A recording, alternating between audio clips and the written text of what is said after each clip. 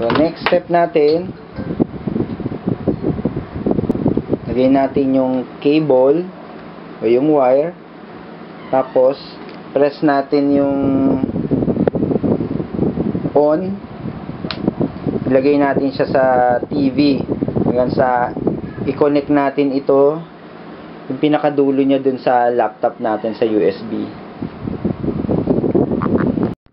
Once na kinonect natin yung wire from camera papuntang laptop, lalabas na yung autoplay niya na kung anong camera mo, kung 1000D, 1100D. Then, i-close mo na siya, i-run na natin yung program natin DSLR remote.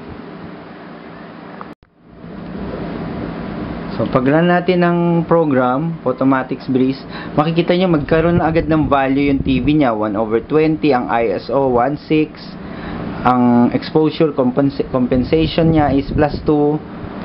Pwede na tayong mag-set. Punta tayo sa file, photo booth settings, yung number of images, pwede muna nating lagay ng 4, yung delay before taking each photo, 5, tapos yung seconds to preview, pwede nating gawing 3. Tapos open natin yung mag-load tayo sa baba.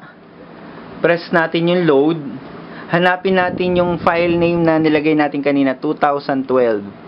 Yun yung sukat na in-input natin kanina. Tapos pag na-open na natin, press OK. Press File, Full Screen, Photo Booth Mode.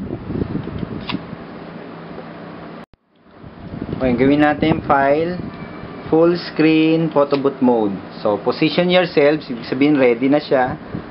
Natin na yung camera ko. Ginagalaw ko. For example, sa TV.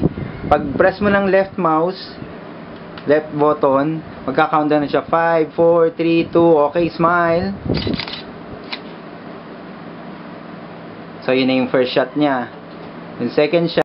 Yung second shot niya, tsaka third, fourth shot. Okay, smile.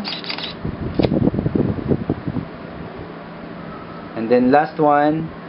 5, 4, 3, 2. Okay, smile.